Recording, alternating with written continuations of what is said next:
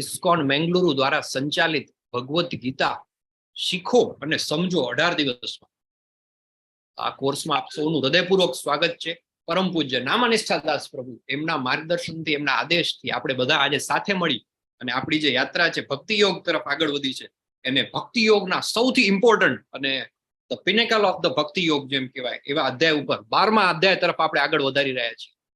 ત્યારે આપણે શ્રી રાધા ગોવિંદના ચરણોમાં મંગળતાની કામના કરી અને આપણા કોર્સને સ્ટાર્ટ કરીએ. Let me start screen sharing. મારી સ્ક્રીન દેખાઈ રહી છે પ્રભુ? હરે કૃષ્ણ. હા પ્રભુ, દેખાય છે. યસ. શ્રી રાધા ગોવિંદ કી જય, શ્રી નરસિંહ દેવ કી જય, શ્રી ગૌર નેતાય કી જય.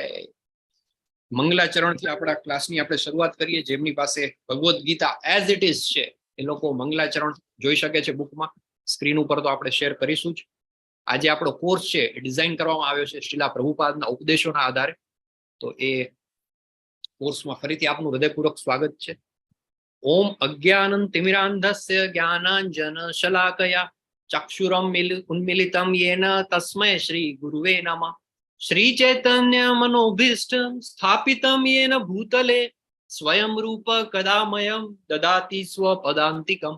વંદેહમ શ્રી ગુરુ શ્રીયુતપદકમલમ શ્રી ગુરુન વૈષ્ણવાંશ્ચ શ્રી રૂપમ સાગ્ર જાતમ સગણ રત્નાકરં સજીવમ પરિજન સહિતમ કૃષ્ણ ચૈતન્ય દેવમ શ્રી રાધા કૃષ્ણ પાદાન સગણ લલિતાન શ્રી વિશાખાન્વિતાંશ્ચ હે કૃષ્ણ કરુણા સિંધો દીનબંધો જગતપતે ગોપેશ ગોપિકા કાંત રાધા કાંત નમોસ્તુતે તપ્ત કાંચન ગૌરાંગી રાધે વૃંદાવનેશ્વરી વૃષભાનુસુતે દેવી પ્રણમામિ હરિપ્રિયે વાંછા કલ્પતરુભ્યશ્ચ કૃપા સિંધુ એવ ચ પતિતાનાં પાવનેભ્યો વૈષ્ણવેભ્યો નમો નમઃ. જય શ્રી કૃષ્ણ ચૈતન્ય પ્રભુ નિત્યાનંદ શ્રી અદ્વૈત ગદાધર શ્રીવાસાદિ ગૌર ભક્ત વૃંદા. હરે કૃષ્ણ કૃષ્ણ કૃષ્ણ હરે હરે હરે રામ રામ રામ હરે કૃષ્ણ પ્રભુ દંડવત પ્રણામ. કૃષ્ણ પ્રભુજી દંડવત પ્રણામ. પ્રભુ દંડવત પ્રણામ. હરે કૃષ્ણ. 12મા અધ્યાયનું નામ શું છે? ભક્તિઓ. ભક્તિઓ. ને સ્ક્રીન ઉપર શું દેખાઈ રહ્યું છે? કયું ચિત્ર છે? રામ લક્ષ્મણ જયંતી જય બોલો હનુમાન. રામ લક્ષ્મણ જાનકી જય બોલો જય હનુમાન. બોલો હનુમાન કી. યસ. આ ભક્તિ યોગમાં આ ચિત્ર શા માટે, આ સ્લાઇડ કેમ ભક્તિ યોગમાં મૂકી છે? રામ ભક્ત હનુમાનજી દર્શાવે છે. એવી બેલાડિયાજી પ્રભુ હનુમાનજીની ભક્તિના કારણે. હનુમાનજીની ભક્તિના કારણે. હનુમાનજી આપણે જોઈતી ભક્તિના કેટલા પ્રકાર હતા? નવધા ભક્તિ. નવધા ભક્તિ.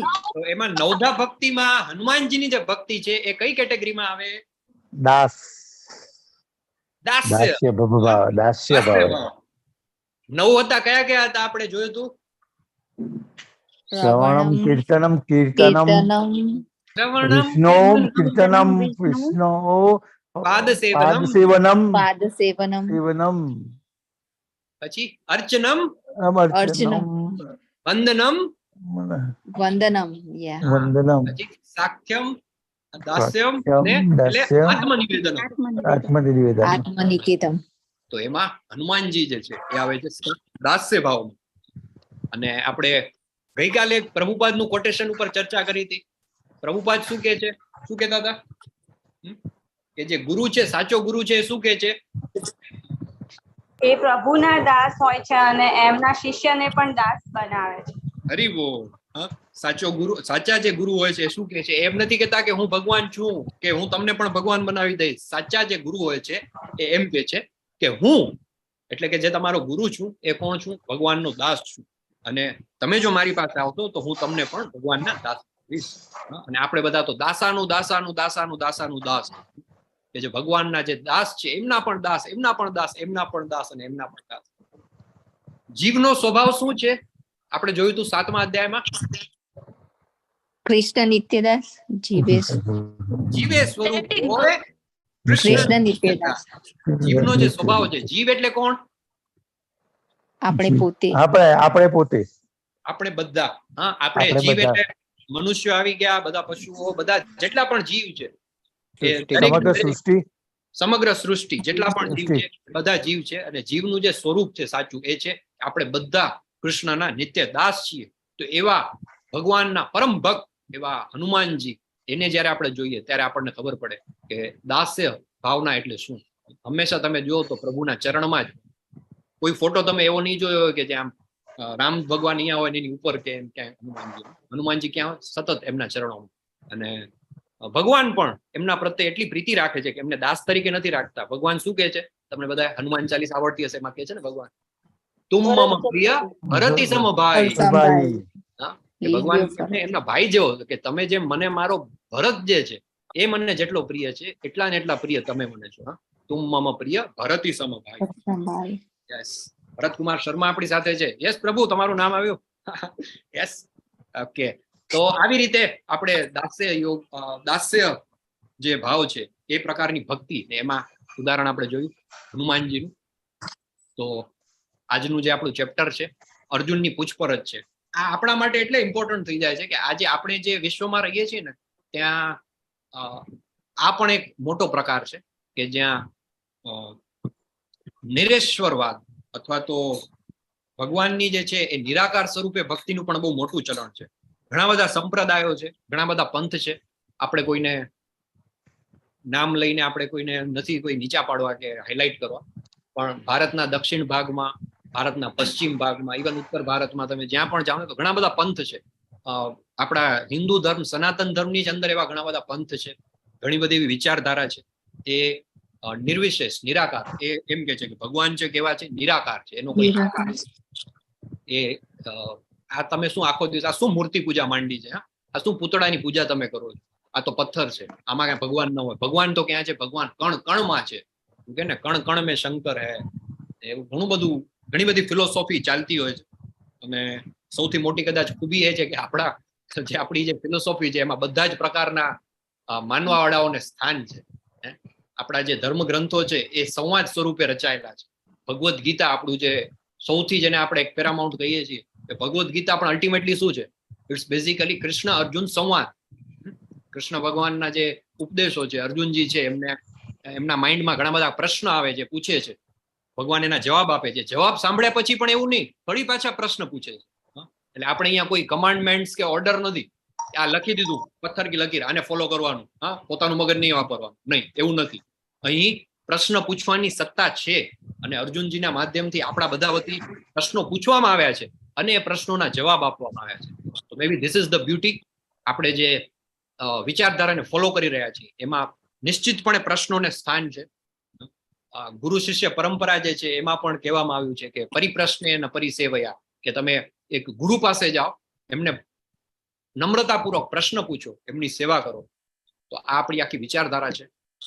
એઝ ઇટ ઇઝ 12.1 માં સૌથી પહેલો શ્લોક, અર્જુન ઉવાચ એવં સતત સુક્તાયે ભક્તાસ્ત્વામ પર્યુપાસતે યે ચ અપ્યક્ષરમ વ્યક્તમ તેષામ કે યોગ વિત્તમઃ. અર્જુને પૂછ્યું, જેઓ સતત આપની ભક્તિમય સેવામાં લાગેલા રહે છે અને જેઓ અવ્યક્ત નિર્વિશેષ બ્રહ્મની ઉપાસના કરે છે, આ બેમાંથી વધારે સિદ્ધ કોને માનવા? તો આજે પણ આપણો પ્રશ્ન છે, એ પ્રશ્ન અર્જુનજી ઓલરેડી પૂછી ચુક્યા છે ભગવદ્ ગીતામાં, કે નિરાકારની પૂજા કરવી અને તમારી ભક્તિમય સેવામાં લાગેલા રહેવું, આ બેમાંથી કોને વધારે સિદ્ધ માનવા? ખોટા કોણ છે એવું નથી પૂછતા, કયો સાચું છે ને કયો ખોટું એમ નથી પૂછતા. બંને રસ્તા સાચા છે, પણ કયો વધારે પૂર્ણ છે, વધારે સિદ્ધ કોને માનવું, એ અર્જુનજી પૂછે છે. અને લેટ સી ભગવાન શું જવાબ આપે છે. કેમ કે આપણી આસપાસ, એટલીસ્ટ મારી આસપાસ, હું એવા 8-10 લોકોને ઓળખું છું જે મારી એકદમ ક્લોઝ છે, મારી સાથે, મતલબ કલીગ્સ હોય, બિઝનેસમાં સાથે હોય કે ફેમિલીમાં હોય, પણ એ લોકો સમહાઉ દે આર વર્શિપિંગ, નિરાકારની પૂજા કરતા હોય. તો આપણે આ માઇન્ડમાં પણ આ પ્રશ્ન અવારનવાર આવતો હોય કે આપણે શું જે ભક્તિમય સેવામાં આગળ વધવું, અથવા તો આવી રીતે એક દિવ્ય પ્રકાશને જોવાનું, બ્રહ્મમાં લીન થઈ જવાનું, આવી રીતે નિર્વિશેષ બ્રહ્મની ઉપાસના કરવી, કે પછી પૂર્ણ પુરુષોત્તમ પરમેશ્વરની ઉપાસના કરવી, આમાંથી કયું બેસ્ટ છે? Arjuna ઇન્ક્વાયર્ડ which are considered to be more perfect, those who are always properly engaged in your devotional service, or those who worship the impersonal Brahman, the unmanifested? ભક્ત્યા ત્વનન્ય. હવે જો ભગવાન જે જવાબ આપે છે એ બહુ આપણે સમજવા જેવું છે. કઈ પ્રકારના? હે અર્જુન, માત્ર અનન્ય ભક્તિ દ્વારા જ મને મૂળ રૂપમાં જાણી શકાય છે. કારણ કે જે રૂપમાં હું તારી સામે ઉભો છું અને એ જ રીતે મારું પ્રત્યક્ષ દર્શન પણ કરી શકાય છે, કેવળ આ જ રીતે તું મારા વિશેના જ્ઞાનના રહસ્યોને પામી શકીશ. જવાબ પણ અહીં મળી ગયો આપણને. એટલે આપણી આસપાસ કોઈ નિરાકારવાદી કે નિર્વિશેષવાદી કે એમ મળે આપણને, તો આપણે એને બહુ ઓથોરિટેટિવ જવાબ આપી શકીએ. આ શ્લોક છે એને આપણે કોટ કરી શકીએ. અને આ 11મા અધ્યાયના એન્ડમાં આપણે આ શ્લોક જોયો હતો. કયો છે? ગઈકાલે આપણે 11 અને 12મો જે અધ્યાય છે એકબીજા સાથે કનેક્ટેડ છે. તો 11મા અધ્યાયમાં પણ જતા જતા ભગવાન છેલ્લે કે છે, શું કે છે? ભક્ત્યા ત્વનન્ય શક્ત્યા અહમેવમ વિદો અર્જુન જ્ઞાતુમ દ્રષ્ટુમ ચ તત્વેન પ્રવેષ્ટુમ ચ પરંતપ. અને એના પછીના શ્લોકમાં પણ ભગવાન ફરીથી એ રિપીટ કરતા કહે છે કે મને કોણ કરે છે? તો મત્કર્મ કૃત, એટલે કે મારું કાર્ય કરવામાં જે પરાયણ છે. મત્પરમ મદભક્ત સંગ વર્જિત નિર્વૈર સર્વભૂતેષુ યસ મામેતિ પાંડવ. એટલે કે હે પ્રિય અર્જુન, સકામ કર્મ તથા માનસિક તર્ક વિતર્કના સંસર્ગ દોષથી રહિત થઈને જે મારી શુદ્ધ ભક્તિમાં પરાયણ રહે છે, જે મારે માટે જ કર્મ કરે છે, જે મને જ જીવનનું પરમ ધ્યેય માને છે અને જે જીવ માત્ર પ્રતિ મૈત્રી ભાવ રાખે છે, તે નક્કી મને પામે છે. અને હવે આજે આપણે 12મા અધ્યાયમાં પણ ફરી વધારે ડિટેલમાં આ જવાબ જોશું. એની પહેલા થોડુંક ફરીથી રિવાઇઝ કરી લઈએ.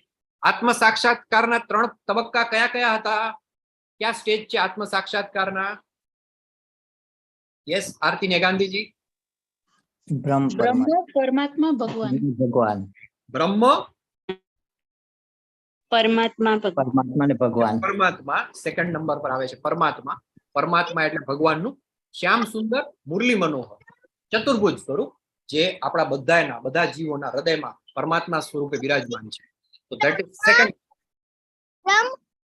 પરમાત્મા અને ભગવાન, આ કૃષ્ણ ભગવાન જે લાસ્ટ છે ને ભગવાન, એ કૃષ્ણ ભગવાનનું મુરલી મનોહર રૂપ આવે. યસ, બરાબર. તો 3 સ્ટેજ છે: બ્રહ્મ, પરમાત્મા અને ભગવાન. શ્યામ સુંદર મુરલી મનોહર વિભુજ સ્વરૂપ જે છે એ ભગવાનનું અંતિમ જે સ્વરૂપ આપણે છે જોયું. હવે એક નાનકડી એનાલોજી છે, આને આપણે સમજવાની કોશિશ કરીએ કે જે નિરાકારવાદી છે અને જે ભક્તિમય સેવા સાથે જોડાયેલા છે, એ બે વચ્ચે શું ફરક છે. માની લો એક માતાજીના ગર્ભમાં 2 બાળકો છે, જોડિયા ટ્વિન્સ. એમના વચ્ચેના ડાયલોગ્સ છે. તો એક બાળક છે કહે છે કે હું જન્મવાની રાહ જોઈ શકતો નથી અને આપણી માતાને મળવું છે. I can't wait, I am very excited, મારે મારી માતાને મળવું છે. હવે બીજું બાળક છે એ કહે છે તમે તો અંધશ્રદ્ધાળુ છો, જન્મ જેવું કંઈ છે નહીં, આપણે અહીંયા અંધકારમય દુનિયામાં રહીએ છીએ અને પછી આપણે મરી જઈએ છીએ, જે છે અહીંયા જ છે, અહીંયા જ બધું માણો. આ 2 બાળક વચ્ચેનો સંવાદ છે, એક એનોલોજી છે. ના ભાઈ, આપણને આપણી માતા પ્રેમ કરે છે, આ બધાનો અંત નથી. આ તો આપણે અત્યારે તો હજી માતાના ગર્ભમાં છીએ 9 મહિના, ને આ અંત નથી. આમાંથી આપણે બહાર નીકળશું ત્યારે આપણે આપણી માતા સુધી પહોંચશું. ઓલું બીજું બાળક છે શું કહે છે, કોણ માં? શું તમે આ માતાને જોઈ છે? કોઈએ તેને જોઈ છે? મારી કોઈ માતા નથી, તારી પણ કોઈ માતા નથી. ક્યાં છે? બતાવો મને. આપણે તેનામાં છીએ, તે આપણી આસપાસ છે. હું ક્યાંય કોઈને જોતો નથી. તને દેખાય છે કઈ? લોજિકલી વાત કરીએ તો હું સાબિત કરી શકું છું કે માતાનું કોઈ અસ્તિત્વ નથી. તું કેવી રીતે વિચારે છે કે આપણે જીવી રહ્યા છીએ? તને શું લાગે છે કે આપણી કોણ સંભાળ લે છે? આપણી જરૂરિયાતો કોણ પૂરી પાડે છે? નાળની કુદરતી પ્રક્રિયા દ્વારા આપણને આપણો ખોરાક અને પાણી મળે છે અને હું પોતે મારી સંભાળ રાખું છું. કૃપા કરીને તારી આંખો ખોલ. ફરીથી પેલું બાળક છે કે આ જીવન પછી વધુ પ્રકાશ છે. આપણે પગથી ચાલીશું, મોઢાથી ખાઈશું, શ્વાસ પણ લઈશું, આપણે ખરેખર જાગૃત રહીશું અને ઇન્દ્રિયો સંપૂર્ણપણે વિકસિત થશે. કેવી મૂર્ખાઈ ભરી વાતો કરે છે તું. ચાલવું છે તારે, મોઢાથી જમવું છે, શ્વાસ લેવો છે. અહીં આવું કંઈ છે નહીં. આપણે તો આ એક અંધકારમય દુનિયામાં છીએ અને આ જ આપણું વિશ્વ છે. હવે જો આખી ઘટનાને આપણે થોડી રિવાઇઝ કરી, પહેલેથી જોઈએ. તમે ખાલી આને એમ સમજો કે લેફ્ટ હેન્ડ સાઈડમાં જે બાળક છે, જે ગર્ભમાં જે બે બાળકો છે, એક છે ભક્ત છે અને બીજો છે નિરાકારવાદી. હવે તમે કમ્પેરિઝન કરો આખી ઘટના. જે ભક્ત છે એ શું કે છે? Just a minute. ભક્ત કે છે કે આપણે જ્યાં છીએ, આપણે ક્યાં છીએ? તો કે માતાના ગર્ભમાં છીએ. કોઈ એક માતા છે જે આપણી પોષણ લે છે, આપણું ધ્યાન રાખે છે, અને આપણે અહીંથી બહાર જયારે નીકળશું ત્યારે આપણે માતા પાસે જઈશું અને આપણી બધી ઇન્દ્રિયો વિકસિત થશે. એટલે there is a life beyond. આજે આપણે જ્યાં ગર્ભમાં છીએ એનાથી આગળ પણ કંઈક જીવન છે. ધેટ મીન્સ કે આપણું જે સંસાર જે છે, આપણે જે દુનિયામાં છીએ એના પછી પણ એક દુનિયા છે. અને મારે ભગવાનને, માતા એટલે અહીંયા આપણે એનાલોજી પ્રમાણે ભગવાનને મળવું છે, તો પેલો બીજો છે નિરાકારવાદી. કેવી વાત કરો હે? આવું કઈ હોય નહીં. જે છે બધું અહીંયા જ છે, આનાથી બહાર કંઈ જ નથી. પેલો કહે છે કે ના, એવું નથી. આપણા ભગવાન છે, આપણને પ્રેમ કરે છે. આપણે આપણું જે પરમ લક્ષ્ય છે ભગવાન સુધી જવાનું છે. તો કે કોણ ભગવાન? કેવા ભગવાન? કોઈએ ભગવાનને જોયા છે? તે જોયા છે? ભગવાન જેવું કાંઈ છે નહીં. ક્યાં છે? હોય તો મને બતાવો. પેલો કહે છે ના, આપણે તેનામાં છીએ. જેમ પેલું જે ગર્ભમાં બાળક છે ક્યાં છે? માતાના શરીરમાં જ છે. એવી રીતે આ ભક્ત કહે છે કે ના, આપણે જે ભગવાનનો એક અંશ છીએ, એ આપણી આસપાસ છે. તો કે તે ક્યાંય ભગવાનને જોયા? મને તો કોઈ દેખાતા નથી. હું લોજિકલી પ્રૂવ કરી શકું છું કે ભગવાનનું અસ્તિત્વ નથી. તો કે તને કેમ લાગે છે? આપણી ધ્યાન કોણ રાખતું હશે? આપણને આ બધું જે છે કોણ આપે છે? કોણ આપણી જરૂરિયાતો પૂરી પાડે છે? તો પેલો કહે છે કે ભાઈ એ તો નોર્મલ જે છે આખી સિસ્ટમ જે ચાલે છે, અને હું પોતે જ ખાઉં છું. જે કાંઈ મારી પોતાની જરૂરિયાત છે હું પોતે જ પૂરી કરું. ભગવાન જેવું કાંઈ છે નહીં. આના પછી આ જીવન પછી પણ એક જીવન છે. પ્રભુપાદ કહે છે બેક ટુ ગોડહેડ. આપણે બધા અહીંયાથી ગોલોક ચાર્ટમાં જોયું હતું એમ કે ગોલોક ધામ તરફ આપણે આગળ જઈશું. પેલો કહે છે કેવી મૂર્ખાઈ ભરી વાત કરે છે. આવું કંઈ જ હોતું નથી. તું ખોટે ખોટી મથામણ કરી રહ્યો છે. હવે પેલો ભક્ત કહે છે મને ખબર નથી કે મારે તને શું કેવું. પેલો કહે છે કે ના ના, તું હવે મારી વાત સાંભળ. અને એવી રીતે કરીને આ બે વચ્ચે ડાયલોગ્સ ચાલે છે. આ એનાલોજી છે ખૂબ ઇન્સાઇટફુલ છે. આપણને ખરેખર આપણે જોઈએ તો એવું જ થતું હોય છે આપણી આસપાસ કે આપણે ક્યાંક ને ક્યાંક નિરાકારવાદીઓ જે છે એનું વર્ણન જે છે આ પૃથ્વીનું, આ વિશ્વનું અને આ દુનિયાનું, એ એવું જ હોય છે કે આ બધું જ જે છે એ ઓટોમેટિક ચાલે છે. અને અમે પોતે કરીએ છીએ. જ્યારે ભક્ત છે એ લાઈફ બિયોન્ડ ધ ડેથ જે છે એને પણ જાણે છે. હવે 12.2 ભગવાન જવાબ આપે છે. જે અર્જુનજીનો પ્રશ્ન હતો કે જે આપણી સતત ભક્તિમય સેવામાં લાગેલા રહે છે અને જેઓ અવ્યક્ત નિર્વિશેષ બ્રહ્મની ઉપાસના કરે છે, આ બેમાંથી વધારે સિદ્ધ કોને માનવા? એનો જવાબ ભગવાન આપે છે બીજા શ્લોકમાં. મૈયા શ્રી ભગવાન વાચ મૈયા વેશ્ય મનો એમાં નિત્ય યુક્તા ઉપાસતે શ્રદ્ધયા પરયોપેતા તે મે યુક્ત તમામતઃ. પૂર્ણ પુરુષોત્તમ પરમેશ્વર બોલ્યા, જે મનુષ્યો મારા સાકાર રૂપમાં પોતાના મનને સ્થિર કરે છે અને અત્યંત શ્રદ્ધાપૂર્વક મારી પૂજા કરવામાં પરાયણ રહે છે, તેઓ મારી દ્રષ્ટિએ પરમ સિદ્ધ છે. there is no doubt about that. ઘણા બધા પંથ, ઘણા બધા સંપ્રદાયના લોકો છે કે જે નિરાકારની ઉપાસના કરતા હોય છે, એના માટે આ પેલું કહેવાય ને કે જડબા તોડ જવાબ છે. ભગવાને વેરી ક્લિયરલી 12મા અધ્યાયના બીજા શ્લોકમાં ક્લિયર કહી દીધું છે કે જે લોકો મને સાકાર રૂપમાં એટલે કે મારો જે વિગ્રહ છે, ભગવાનનો જે વિગ્રહ છે, જેને નિરાકારવાદીઓ એમ કે છે કે આ તો પથ્થર છે, તો આ ભક્તો જે છે માને છે કે આ વિગ્રહ છે, પૂર્ણ પુરુષોત્તમ પરમેશ્વર છે, સાકાર છે. અને જે મનુષ્યો મારા સાકાર રૂપમાં પોતાના મનને સ્થિર કરે અને અત્યંત શ્રદ્ધાપૂર્વક મારી પૂજા કરવામાં પરાયણ રહે છે, તેઓ મારી દ્રષ્ટિએ પરમ સિદ્ધ છે. એવો ભગવાને ક્લિયર કટ અહીં જવાબ આપી દીધો. મૂર્તિ પૂજા અને વિગ્રહ પૂજા, એના વચ્ચે શું ડિફરન્સ છે? બેઝિકલી મૂર્તિ એટલે આપણે પેલું કહીએ ને, મૂર્તિ કરતા પણ એક શબ્દ છે પૂતળા, સ્ટેચ્યુ કહી શકીએ આપણે ઇંગ્લિશમાં. એ જે સ્ટેચ્યુ છે એ સ્ટેચ્યુ અલગ વસ્તુ છે. Maybe you can consider it as a પૂતળું. કે આપણે ઘણા બધા, આપણા તમારે શહેરમાં પણ તમે જાઓ, દર 4 રસ્તા એક પૂતળા હોય. કોના પૂતળા હોય? કોઈ ઐતિહાસિક પુરુષના હોય, કોઈ રાજકારણીના પૂતળા હોય, ઘણા બધા કોઈ લીડરના પૂતળા હોય, આવું ઘણું બધું હોય. એ પૂતળા છે અલગ છે, એની અંદર તેજ હોઈ ન શકે. તમે જોયો હશે કે માની લો કે મહાત્મા ગાંધીજીનું પૂતળું, બરાબર, તો એ બરાબર સારા પુરુષ થઈ ગયા, ઐતિહાસિક પુરુષ છે, એનું પૂતળું હોય એમાં શું હોય? વર્ષમાં પેલું કહેવાય ને 365 માંથી 363 દિવસ તો એ પૂતળાની આજુબાજુ ચકલું ન ફરકતું હોય, અથવા તો રાધર એમ કહી શકાય ચકલું જ ફરકતું હોય. ઉપર તમે જુઓ તો એ પેલું ચરકી ચરકીને બધું ખરાબ કરી મૂકે, પણ 2 દિવસ 3 દિવસ જે હોય, એકાદું પેલું એમનું જે નિર્વાણ દિન હોય એ દિવસે, ને એક જે દિવસે ગાંધી જયંતિ હોય એ દિવસે બધા આસપાસના લોકો બધા ભેગા થઈ જાય, નેતાઓ આવે, શહેરના જે કંઈ પણ મેયર ને પ્રમુખ હોય એને હાર તોરા પહેરાવે, અને એને સાફ સફાઈ કરવામાં આવે. અને એ જેવું પૂરું થાય ને બીજા દિવસે તમે જાઓ ને તો ગાંધીજીની લાકડી કોક ઉઠાવીને લઈ ગયું હોય, ચશ્મા કોક ઉઠાવીને લઈ ગયું હોય, અને 5-10 દિવસ પછી જાઓ તો આખું બધા પેલા કબૂતર એને ચરકીને આખું ભરી મૂક્યું હોય. બરાબર? તો that is statue. A statue છે એ અલગ છે. અને વિગ્રહ એટલે કે જેની અંદર ભગવાનનો આવિર્ભાવ કરવામાં. ઇવન આપણા ઘરની અંદર પણ એક નાનકડી વિગ્રહ પૂજા જો થતી હોય ને તો એ સિદ્ધ હોય.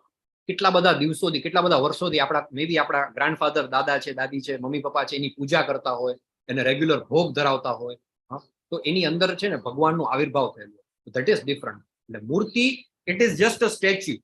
એની અંદર એને આપણે કહી શકીએ કે આ એક પથ્થરનું સ્ટ્રક્ચર છે, પણ જે વિગ્રહ છે એ ભગવાનનું એની અંદર આવિર્ભાવ થયેલું હોય, ભગવાનનું સ્વરૂપ છે, સાકાર સ્વરૂપ છે. અને તમે જુઓ ઇસ્કોનમાં આપણા પ્રભુ કહેતા હોય છે, નામનિષ્ઠા પ્રભુ, ટોટલ ત્યાં છે ને આપણા 26 તો બ્રહ્મચારીઓનો આખી ટીમ છે ઇસ્કોન બેંગલુરુમાં. અને એમાં 8-9 જણા તો એવા છે કે જેમની 24 hour સર્વિસ છે વિગ્રહ પૂજા.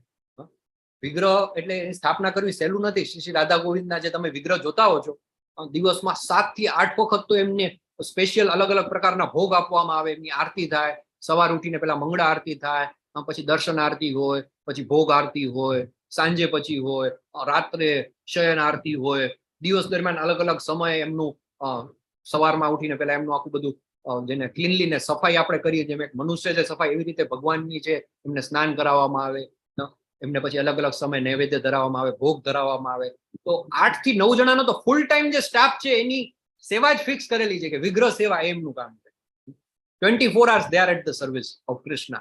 તો એ મૂર્તિ ઇઝ ડિફરન્ટ અને વિગ્રહ ઇઝ ડિફરન્ટ. મૂર્તિ બરાબર છે, હોઈ શકે કે એ એક પથ્થરનો ટુકડો છે, પણ જે વિગ્રહ છે એમાં ભગવાન પોતે સાક્ષાત એમાં બિરાજમાન હોય છે.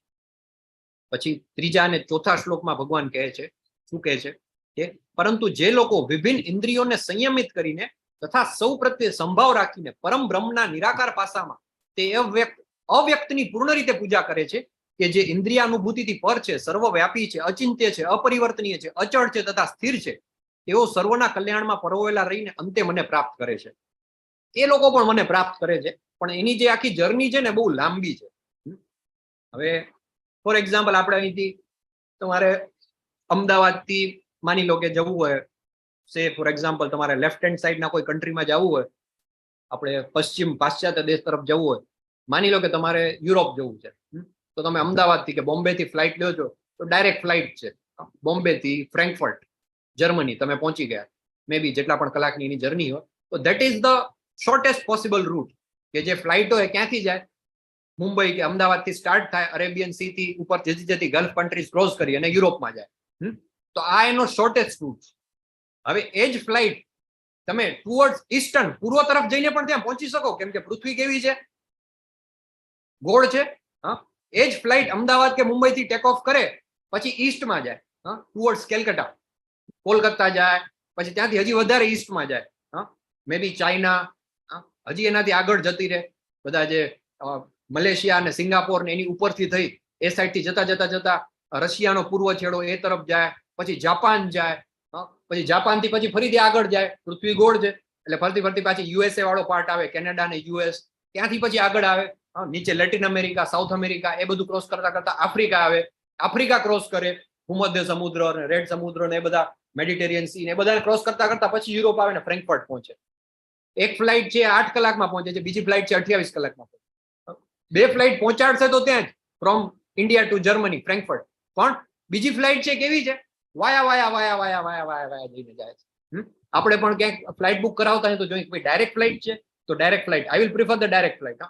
કેમ કે ભાઈ માની લો કે મારે અમદાવાદથી મેંગ્લોર જવું તો ડાયરેક્ટ ફ્લાઇટ હોય તો એ મે બી મને 2-2.5 કલાક 3 કલાકમાં પહોંચાડી છે. અને વાયા એક ફ્લાઇટ અમદાવાદથી દિલ્હી જાય, પછી દિલ્હીથી હૈદરાબાદ જાય, પછી હૈદરાબાદથી ચેન્નાઈ જાય, પછી ચેન્નાઈથી મેંગ્લોર જાય, તો એ પણ અમદાવાદથી મેંગ્લોર પહોંચાડી દે, પણ વાયા.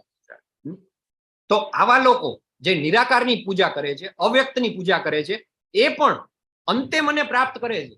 પણ એવી રીતે અંતે પ્રાપ્ત કરવાની બદલે મારા મતે 12.2 માં ભગવાને કહી દીધું ક્લિયરલી કે જે મનુષ્યો મારા સાકાર રૂપમાં મનને સ્થિર કરે છે અને અત્યંત શ્રદ્ધાપૂર્વક મારી પૂજા કરવામાં પરામણ રહે છે તેઓ મારી દ્રષ્ટિએ પરમ સિદ્ધ છે.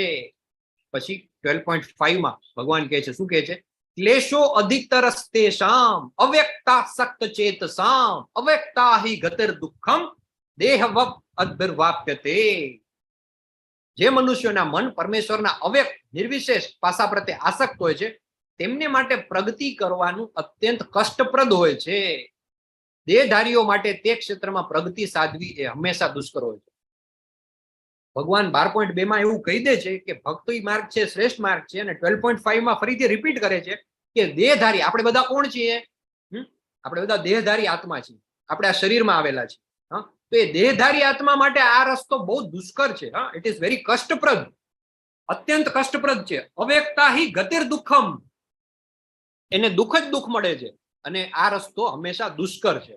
એટલે ભગવાન એ રસ્તે જવાની આપણને ઇનડાયરેક્ટલી ના પણ પાડે છે કે ભાઈ આ રહેવા દો, ધંધે લાગી જશો. એના કરતા એટલો ટાઈમ આમાં આપો તો ડાયરેક્ટલી હરે કૃષ્ણ કૃષ્ણ કૃષ્ણ હરે હરે, હરે રામ રામ રામ હરે હરે એટલા જાપ વધારે કરી શકશો. 12.6 અને 7 એમાં ભગવાન કહે છે, યે તુ સર્વાણી કર્માણી મયી સંન્યસ્ય મત્પરઃ અનન્યેનૈવ યોગેન મામ ધ્યાયંત ઉપાસતે તેષામ અહમ સમુદ્ધર્તા મૃત્યુ સંસાર સાગરાત ભવામી ન ચિરાત પાર્થ મય્યાવેશિત ચેતસામ. અદ્ભુત શ્લોક છે 6 અને 7. યે તુ સર્વાણી કર્માણી, જે મનુષ્ય પોતાના સર્વ કર્મ મારામાં અર્પિત કરી તથા અવિચળ ભાવે ભક્તિ કરતા રહી મારી સેવામાં લાગેલા રહી અને પોતાના મનને મારામાં સ્થિર કરી નિરંતર મારું ધ્યાન કરે છે. અનન્ય નૈવ યોગે ન, અનન્ય એક અને માત્ર એક. અનન્ય, અનન્ય એટલે અન્ય નહીં તે, એક અને માત્ર એક. અનન્ય નૈવ યોગે ન મામ ધ્યાયંત ઉપાસતે, એટલે કે જે મને ભજે છે એનું હું શું કરું છું? તેષામ, તે જેને આવડતો મારી સાથે ગાઈ શકે છે, તેષામ અહમ સમુદ્ધર્તા મૃત્યુ સંસાર સાગરાત મય્યાવેશિત ચેતસામ. ભગવાન તેષામ, તેષામ અહમ એટલે કે એમનો, અહમ એટલે હું, સમુદ્ધરતા એનો હું ઉદ્ધાર કરું છું. શેમાંથી? મૃત્યુ સંસાર સાગરાત. આજે મૃત્યુ લોક જે છે આખો, આ જે સંસાર છે એ એના સમુદ્રમાંથી હું એનો ઉદ્ધાર કરું છું. ભવામી ન ચિરાત પાર્થ, શું કે છે? એમના માટે હું જન્મ મરણ રૂપી સાગરમાંથી તત્કાળ ઉદ્ધાર કરનારો થાઉં છું. મય્યા વેશિત ચેતસામ. આવી રીતે જે મારી અંદર મન રાખી અને જે મારી પૂજા કરે છે, પોતાના મનને મારામાં સ્થિર કરી નિરંતર મારું ધ્યાન કરે છે, તેમના માટે હે પાર્થ હું જન્મ મરણ રૂપી સાગરમાંથી તત્કાળ ઉદ્ધાર કરનારો થાઉં. બહુ સરસ ચિત્ર છે આ, આપણે જોઈ ગયા છે એની પહેલા પણ, અને જે આપણે હરરોજ બે હાથ ઊંચા કરીને શરણાગતિ સ્વીકારી છે ભગવાનની, આપણે આ ચિત્રને જોઈ અને પ્રેરિત થઈ છે કે મૃત્યુ સંસાર સાગર, આ જે સાગર છે એમાંથી ભગવાન આપણો ઉદ્ધાર કરશે. ક્યારે કરશે? જ્યારે આપણે નિરંતર એમનું ધ્યાન કરતા હોઈએ ત્યારે, અને પોતાના બધા જ કર્મ મારામાં અર્પિત કરીને અવિચળ ભાવે ભક્તિ કરતા રહી એમનું કરું છું. તો આપણે હરરોજ સવારે મે બી સ્નાન કરતા હોઈએ ત્યારે આવી રીતે આપણે કલ્પના કરીએ, આપણે ધ્યાન કરીએ ભગવાનનું કે આપણે આ સંસારમાં ડૂબી રહ્યા છીએ અને આપણે બે હાથ ઊંચા કરી દ્રૌપદીજી, જેમ દ્રૌપદીજીનું વસ્ત્રારણ થતું હોય ત્યારે શું કહે છે? ગોવિંદા, આર્તનાદ કરે છે, ગોવિંદા. ગજેન્દ્ર મોક્ષ છે એ જ્યારે મગર એના પગને એના જડબામાં કરીને લગભગ નિશ્ચિતપણે હાર પ્રત્યે, એમના મૃત્યુ પ્રત્યે જયારે જતા હોય છે ત્યારે શું કરે છે ગજેન્દ્ર મોક્ષ? એમની જે ગજેન્દ્ર મોક્ષની સ્તુતિ છે ખૂબ જ અદ્ભુત, સાંભળવા જેવી છે. એ ભગવાનને એક પુષ્પ અર્પણ કરે છે અને ભગવાનના નામનો પોકાર કરે છે. આપણે પણ આવી જ રીતે હે કૃષ્ણ કરુણા સિંધુ દીનબંધુ જગતપતે, દરરોજ સવારે આપણે સ્નાન કરતી વખતે અથવા ઉઠીને સૌથી પહેલા એક વખત ભગવાનની શરણે જઈએ અને એને કહીએ કે અમને આમાંથી બહાર લઈ જાઓ. તો ભગવાન ડેફિનેટલી, ભગવાને કહી દીધું છે તેષામ અહમ સમુદ્ધરતા મૃત્યુ સંસાર સાગરાત. એવા બધા જ મારા ભક્તોને હું આ મૃત્યુરૂપ જે સંસાર છે એમાંથી એમનો ઉદ્ધાર કરું છું. પછી જે ભક્તિની સીડી જે છે એના સ્ટેપ્સ છે. મે બી આપણે જયારે સ્ટાર્ટ કરીએ તો નીચેથી આપણે સ્ટાર્ટ કરીએ તો સૌથી પહેલા તો જ્ઞાન યોગ. સૌથી પહેલું સ્ટેપ શું થાય? જ્ઞાન. આપણને જ્ઞાન મળે. આપણે કોઈ જગ્યાએ જઈએ, આપણે શ્રવણમ કરીએ, આપણે ભગવાનની દિવ્ય લીલાઓ વિશે સાંભળીએ, ત્યાંથી આપણને થોડું જ્ઞાન મળે. એ જ્ઞાન મળ્યા પછી આપણે ભગવાનનું ધ્યાન કરતા થઈએ. પછી એમાંથી આપણે સકામ કર્મયોગ તરફ આગળ વધીએ. મે બી સકામ કર્મયોગ કર્યા પછી એને જ્યારે આપણને એની યુઝલેસનેસ આપણને ખબર પડે કે આ કેટલી મુંડન એક્ટિવિટી છે, નિરર્થક છે, ત્યારે આપણે નિષ્કામ કર્મયોગ તરફ આગળ વધીએ. નિષ્કામ કર્મ પછી જે નેક્સ્ટ સ્ટેપ છે એ સાધના ભક્તિ છે, જેમાં આપણે પૂર્ણપણે સાધનામય જીવન જીવતા હોય, ભગવાનની સાધના કરતા હોય. અને એના પછી લાસ્ટ અલ્ટિમેટ સ્ટેપ છે અનન્ય ભક્તિ. અનન્ય એટલે એક અને માત્ર એક, પછી બીજું કંઈ આપણા અને પૂર્ણ પુરુષોત્તમ પરમેશ્વર કૃષ્ણની વચ્ચે આવી શકે નહીં. તો this is a very tough journey, difficult journey. પણ નામનિષ્ઠા પ્રભુએ બહુ સરસ રીતે લેવલ 1, 2, 3, 4, 5 બધા કોર્सेस ડિઝાઇન કરેલા છે આપણા માટે.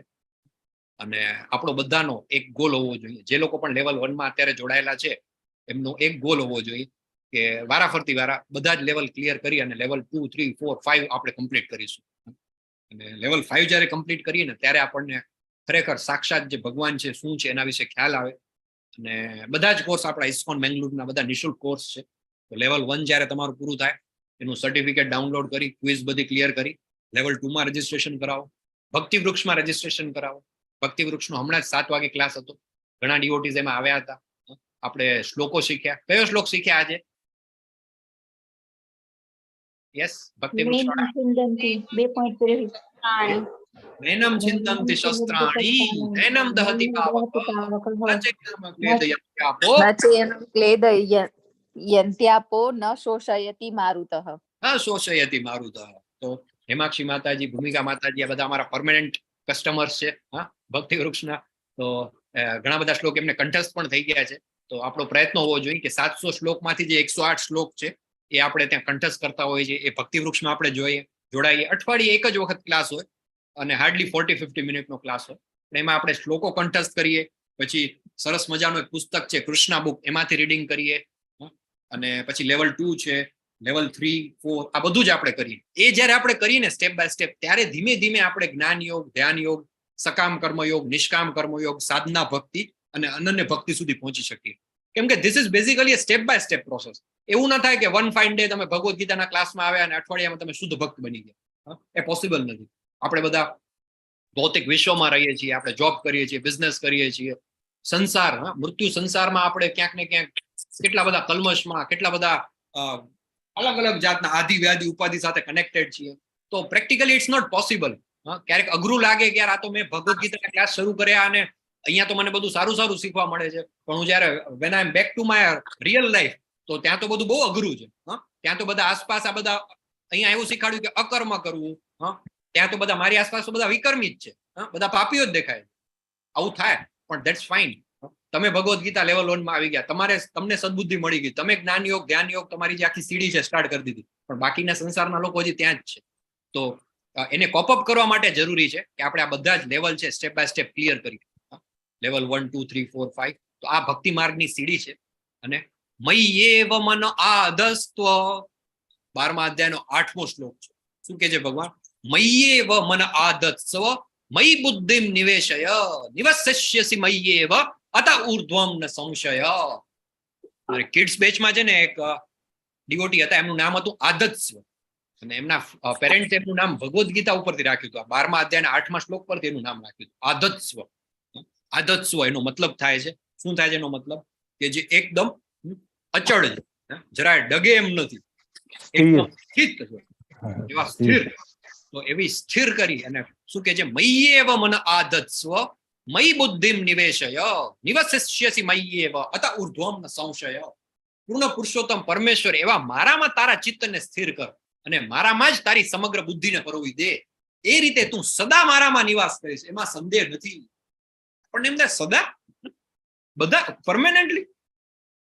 તો જો રાઈટ હેન્ડ સાઈડમાં ચિત્ર છે, સ્લાઇડ, એ ભગવાનના એવા ભક્તોનું છે કે જે પરમેનન્ટલી પેલું આપણે જોબ ક્યાં જોઈન કરીએ ને તો પેલા શરૂઆતમાં આપણને પેલા પ્રોબેશન બેઝ ઉપર રાખે. ઇવન હવે તો પ્રોબેશન બેઝ નથી હોતો, કોન્ટ્રાક્ટ બેઝ જ જોબ હોય છે. કોન્ટ્રાક્ટ 11 મહિનાનો કોન્ટ્રાક્ટ, 11 મહિના પછી તો કે ટર્મિનેટ, અથવા તો મે બી પ્રોબેશન ઉપર રાખે 2 વર્ષ 3 વર્ષ, પછી પરમેનન્ટ કરે છે. અને પરમેનન્ટ એટલે પરમેનન્ટની આપણી ભૌતિક વિશ્વની વ્યાખ્યા શું હોય? પરમેનન્ટ એટલે અમુક વર્ષ, 10, 20, 30 વર્ષ, મે બી 25 વર્ષ.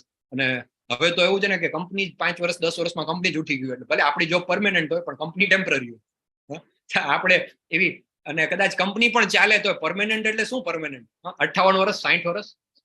તો જે આત્મા જે છે એ તો એની તો સાથે આની કમ્પેરિઝન કરીએ તો એ ટેમ્પરરી જ છે બધું. તો આપણને એમ થાય કે ભગવાન એમ કે છે કે જે લોકો મારામાં બુદ્ધિ પરોવી દે છે એ પરમેનન્ટલી મારામાં દેહમાં એ રીતે તું સદા મારામાં નિવાસ કરીશ, એમાં સંદેહ નથી. તો પરમેનન્ટ એટલે શું? તો પરમેનન્ટ એટલે રાઈટ હેન્ડ સાઈડમાં સ્ક્રીન છે, એમાં શું દેખાય છે તમને? કોણ દેખાય છે? Yes, anybody? ગોવાળો. ગોવાળો છે. હા, સખાઓ છે. સખાઓ કૃષ્ણ છે. ભગવાનના સખાઓ છે બધા. સખાઓ છે. ગોવાળો અને સખાઓ. એ કેવા ભગવાન સાથે કેવા કનેક્ટેડ છે? પરમેનન્ટ, સદા, ફોર ઇટર્નિટી. અને એ શું કરે છે? એ તમે જો એ કેટલા આપણને ઈર્ષ્યા થાય. એ લોકો એક તો ભગવાનનું પરમ લોક છે, આપણે જોયું હતું કેવું છે, તદ્ધામમ પરમમ દમ, એ સ્વયં પ્રકાશિત છે, સૂર્ય અને ચંદ્રની જરૂર નથી એને, સેલ્ફ ઇલ્યુમિનેટેડ છે. અને એક વખત ત્યાં જાય ત્યાંથી ક્યારે પાછો આવતો નથી.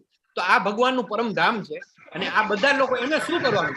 ગોવાળોની લાઈફ છે, રોજ ઉઠીને ભગવાન સાથે પિકનિક ઉપર જવાનું, ડેલી સર્વિસ. આજે કઈ બાત તો કે આજે આપણે પૂર્વ દિશામાં જશું, આજે પશ્ચિમ, આજે ઉત્તર, અલગ અલગ જગ્યાએ જતા રહે, જંગલોમાં જવાનું, ફરવાનું, ખાવા પીવાનું, મોજ કરવાનું. આનાથી વધારે ભાગ્યશાળી નસીબદાર કોણ? પરમિનન્ટ એજ પ્રભુજી. પરમેનન્ટ એ જ કરવાનું, રોજ ઉઠીને પિકનિક, વેકેશન, ડેલી વેકેશન, 12 મહિના વેકેશન. અને વેકેશન પણ પાછું કોની સાથે? તો કે પૂર્ણ પુરુષોત્તમ પરમેશ્વર ભગવાન સાથે. પોતાનું ટિફિન એમની સાથે શેર કરવાનું. આવી બધી જે ભગવાનની જે દિવ્ય લીલાઓ છે એનો પાર્ટ થવાનું. અને એ ક્યારે? તો ભગવાને કહી દીધું, જે લોકો મય્યેવ મન આધત્સ્વ, જે લોકો મારામાં પોતાના ચિત્તને સ્થિર કરી દે છે અને સમગ્ર બુદ્ધિને પરોવી દે છે, એ રીતે તું સદા મારામાં નિવાસ કરીશ, એમાં કોઈ જ સંદેહ નથી. 12.9 માં ભગવાન કહે છે, અથ ચિત્તમ સમાધાતુમ ન શક્નોસી મયી સ્થિરમ અભ્યાસ યોગે ન તતો મામિચ્છાપ્તુમ ધનંજય. હે પ્રિય અર્જુન, હે ધનંજય, જો તું તારા ચિત્તને અવિચળ ભાવે મારામાં સ્થિર કરી ન શકે તો તું ભક્તિ યોગના વિધિ વિધાનોનું પાલન કર, એ રીતે મને પામવાની ઈચ્છાને વિકસિત કર. પેલો ઓપ્શન આપ્યો ભગવાને કે એકદમ તું આધત્સ્વ, એકદમ સ્થિર, અને પોતાનું ચિત્ત મારામાં પરોવી દે 24 અવર્સ. એ ન કરી શકે તો નેક્સ્ટ ઓપ્શન છે કે ભક્તિ યોગના બધા વિધિ વિધાન છે. શું છે વિધિ વિધાન? તો સવારે ઉઠીને આપણે બધા મંગળા આરતી કરીએ, તો હરે કૃષ્ણ મંત્રનું ચેન્ટિંગ કરીએ, હરે કૃષ્ણ કૃષ્ણ કૃષ્ણ હરે હરે, હરે રામ રામ રામ હરે હરે. 16 રાઉન્ડ આપણે કરીએ. મે બી લેવલ 1 માં હોય તો 1 રાઉન્ડ, પછી લેવલ 2 માં આવો તો 4 રાઉન્ડ, લેવલ 3 માં 8 રાઉન્ડ, અને એવી રીતે સ્ટેપ બાય સ્ટેપ આચાર્યો આખી એક સિસ્ટમ બનાવી છે. ઇસ્કોન આટલું બધું પ્રોફેશનલી સિસ્ટમેટિકલી કઈ રીતે ચાલે છે કે એક ડિસાઇપ્લિક સક્સેશનમાં એક આખી સિસ્ટમ એસ્ટાબ્લિશ થયેલી છે. એના બધા રૂલ્સ છે, રેગ્યુલેશન્સ છે, બધા એને ફોલો કરે છે. અને 4:30 વાગે મંગળા આરતી, પછી આ છે તો એના માટેનું આ છે, પછી પહેલા શરૂઆતમાં છે તો 1 માળા કરો, પછી 4 માળા, 8 માળા, ભગવાનને ભોગ ધરાવો, એની આખી સિસ્ટમ છે ભક્તિ યોગના વિધિ વિધાનો. યસ બાપુશ્રી અમરસિંહજી, આપ કંઈ શેર કરવા માંગો છો? પ્રભુજી, આ જે કીધું ને સાધના ચાર્ટ પર હોય એ બધું આવી ગયું એમાં. હા, સાધના ચાર્ટ ભરો એટલે એમાં બધું આવી ગયું. લેવલ 2 માં જે લોકો હશે એને ખ્યાલ હશે. લેવલ 2 માં તમે આવો ને એટલે એક સાધના ચાર્ટ ભરવાનો. સાધના ચાર્ટ, આવું ચાર્ટ ને આ તો બધું કેવું, આ તો સ્કૂલમાં અમે કરતા. તો આ સ્કૂલ જ છે, કૃષ્ણની સ્કૂલ છે, એમાં આપણે એજ્યુકેશન લઈ રહ્યા છીએ. એનું બધું આધ્યાત્મિક સ્કૂલ છે પ્રભુજી, આધ્યાત્મિક સ્કૂલ છે. અને શા માટે જરૂરી છે? કેમ કે નહીતર તો તમે જુઓ, આપણે તમારી આસપાસ જુઓ કેટલા બધા ટેલિવિઝન છે. એવું નથી કે ધર્મ આપણે જ કરીએ છીએ. ઇસ્કોન સિવાય પણ આજુબાજુ ઘણું બધું ધાર્મિક કાર્યો થતા જ હોય છે, પણ they are not part of એની સિસ્ટમ. એમ તમે સંસ્કાર ટીવી ચાલુ કરો, આસ્થા ટીવી ચાલુ કરો, સવારથી સાંજ સુધી 24 કલાક કોઈક ને કોઈક મહાત્મા હોય, એની કથા અને પૂજન ને આ ને તેને બધું ચાલતું જ હોય. અને કેટલા બધા લોકો સાંભળતા પણ હોય, શ્રવણમ પણ કરતા હોય, પણ એનાથી એમની લાઈફમાં કોઈ વધારે પડતો ફરક નથી પડતો હોતો. મેજરલી તો નથી જ પડતો હોતો. પડતો હોત તો અત્યારે આપણી આસપાસ જે આટલા બધા આપણે પાપી દુરાચારી લોકો જોઈએ એટલા ન હોય. એનું કારણ એ છે કે એ કેવું વન વે ટ્રાફિક છે, કે પેલા મહાત્મા પૂજ્ય જ છે, આપણે કોઈને પેલા નથી કરતા, એમની પાસે દિવ્ય જ્ઞાન છે, પણ એ જ્ઞાન આપીને જતા રહે છે. પછી પેલો સાંભળે છે, નથી સાંભળતો, શું કરે છે, એની યાર કોઈને કઈ લેવા દેવાનું. આમાં આપણે કેવી એક સિસ્ટમ બનાવી છે.